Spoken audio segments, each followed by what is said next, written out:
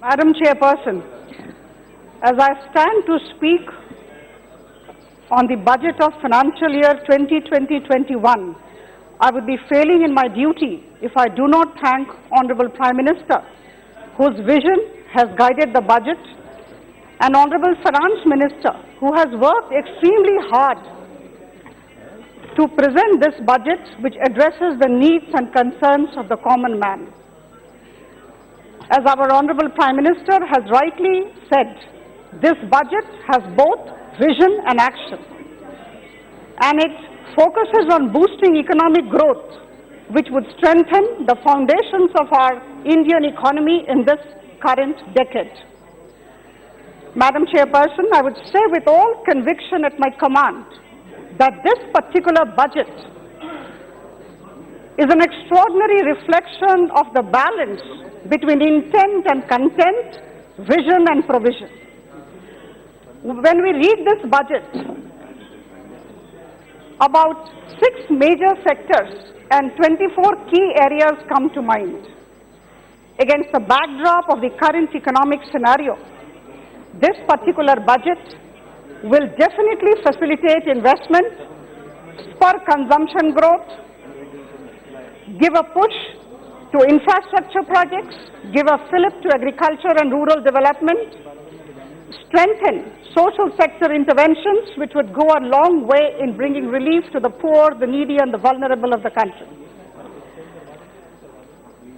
This is an age of technology, and we are all aware of the fact, Madam Chairperson, that the emerging technologies like blockchain, 3D printing, artificial intelligence, quantum computing, etc., have evolved and encompassed all aspects of our day-to-day existence. And I'm extremely glad to inform this august House that this particular budget has recognized this and is all out to leverage the technologies for the benefit of society, for the benefit of common man. There are 2 things which I would like to mention here. All of us are aware of that. Number 1 is the provision of rupees 8,000 crore for National Mission for Quantum Applications and Technologies. We are also talking of the use of artificial intelligence in healthcare, in streamlining GST and different direct taxes. We are also talking of the setting up of data center parks. That's very encouraging, that's a wonderful step.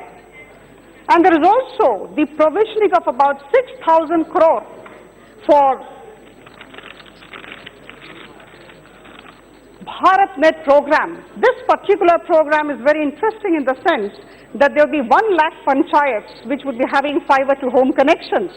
And I'm sure all these efforts in boosting technology, in leveraging technology will go a long way in benefiting all of us and would create ample job opportunities in the days to come. Madam Chairperson, we move to the next, which is agriculture and rural development. After technology, we move to agriculture and rural development. There are 8 key areas that come to mind. Out of the list of 16 points, I would definitely try to list out 8 action points.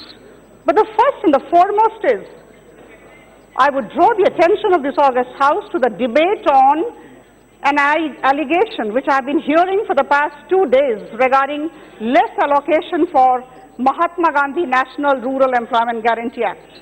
With all humility, Madam Chairperson, I would like to inform the House that I had the privilege of working as Joint Secretary to Government of India, which I was handling Mahatma Gandhi Narega for 5 full years, from 2013 to 2018. And this particular allegation that there is less allocation is baseless. Madam Chairperson, the comparison of BE can always be with BE. The comparison of RE of last year cannot be with the BE of this year. The budget estimate of 1920 for MG and REGS was 61,115 crore. And this time the BE says 61,500 crore. Now last year, the RE of MG and REGS went up to 71,000 crore. I have handled this program and I know the concern of this government for the poor and the vulnerable and the laborer. Whenever there has been need for money, This is a demand-driven program, MGNREGS, and whenever there has been need for money or wages, government has come up and government has chipped in a lot of funds for actually meeting the wages. From 61,115 crore last year, it went up to 71,000 crore, and this government being so very considerate for the needs of the poor, there is no reason why we should believe that this government will not come up again if the demand is there on the ground, again at the RE stage. So my dear friends on the right, let us all compare apples with apples. Let's not compare apples with oranges. We have to compare B with B. We cannot compare B with RE. That's the whole point. Now, number two, of course, I would like to mention, as far as agriculture and rural development is concerned, a very major step that the government has planned through this budget. That particular step is taking the states on board the spirit of cooperative and competitive federalism by encouraging them to go for massive structural reforms in the farming sector by formulating acts on the basis of the model acts for contract farming, for land leasing, and for agriculture and livestock produce marketing. These reforms have been pending for long, Madam Chairperson, and these are done. There would be tremendous employment generation in the farming sector, and many of the long-standing problems of the farmers would be solved. Now, the third issue which I would like to point out here is the idea of the Kisan Rail and the Krishi Udan. Extremely good ideas. We are aware of the fact that we have lots of fresh fruits and vegetables that go waste. And we need to have transport logistics. We need to have proper coal supply chain. And for that matter, we are talking of Indian Railways coming up with Kisan Rail for transport logistics and Krishi Udan for taking our fresh fruits and vegetables to national and international destinations. We are talking of PM Kusum. This is the fourth point. We are talking of leveraging solar energy. 20 lakh farmers, imagine, 20 lakh farmers would be given funds for solarizing their pumps, and 15 lakh farmers who already have grid-connected water pumps would be given funds for solarizing them. What a wonderful idea, and if it is executed properly, what benefit to the farmers, I think we all can understand. Madam Chairperson, all of us over a period of time have been talking of diversification in agriculture, but the credit goes to our farmers and to the government, to our government, that today 311 metric tons of horticulture produce actually is much more than the food grains produced. And this is all because of the farmers and the government's intervention, the diversification part of it. So, to encourage such farmers, the government has come up with the concept of one district, one crop idea, which I'm sure is going to encourage exports in the days to come. We are talking of bridging the infrastructure gap as far as agri-storage facilities are concerned. Our women would come up as Dhanya Lakshmi, and there would be storage godowns by the women for the farmers of the villages. Madam Chairperson, we are also talking of milk production. The milk processing capacity is planned to be enhanced from 53.5 million tons to 108 million tons. Imagine the kind of encouragement that the milk producing farmers would be getting. We are talking of marine fishery changes and marine fishery revolution, I would say, if it is not an exaggeration. I would say we are talking of marine fishery sector development in a major way. We are talking of Sagar Mitras.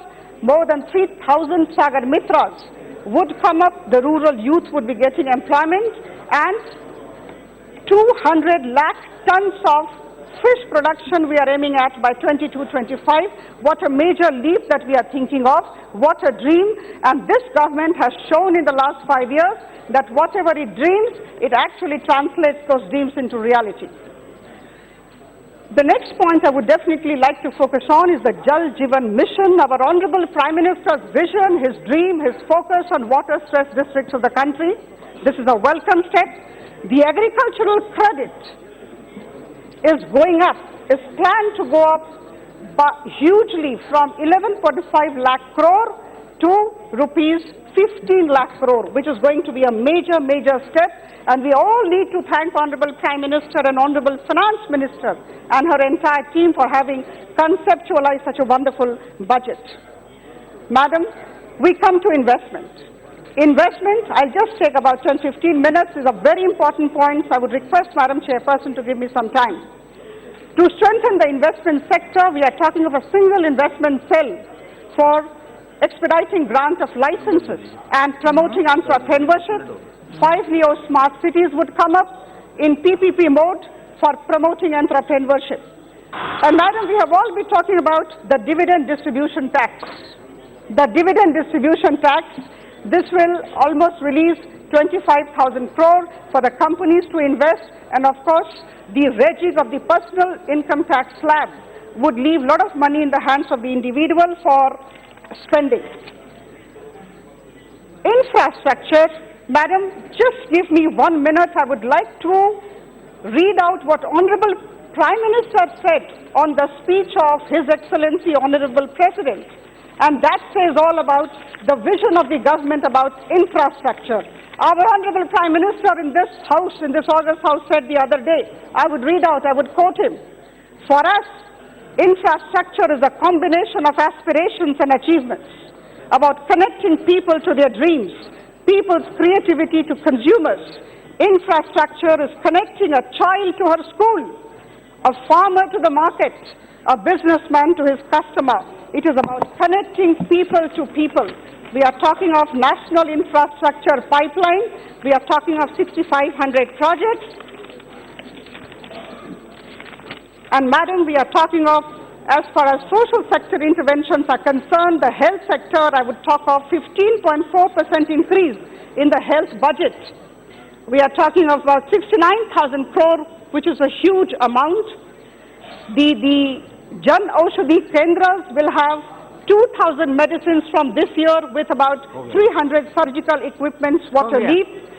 Urban local bodies will provide internships and degree-level online education programs will be started by institutions who rank within top 100 in the National Institutional Ranking Framework. Madam, just 1 minute. Madam Chairperson, just 1 minute I will take. I would like to inform this August House, if we really read the budget carefully, if we think about the works that this government has done in the last 5 years and the kind of vision that our Honorable Prime Minister has, I would definitely say that we have moved from a regime of policy paralysis to a regime of policy action. We have moved from policy of scams to a policy where the government is trying to provide a transparent government. And Madam, as I conclude, I am reminded of the words of ex-US President Barack Obama. He had said, our budget is not just a series of numbers on a page. It is the embodiment of the value of a nation. And this particular budget which was presented is the embodiment of our values. We are trying to care for our society, supporting innovation, building good human resources. So at this time, I will end. I fully endorse this budget of financial year 2020-21 presented by our Honorable Finance Minister. Thank you so much.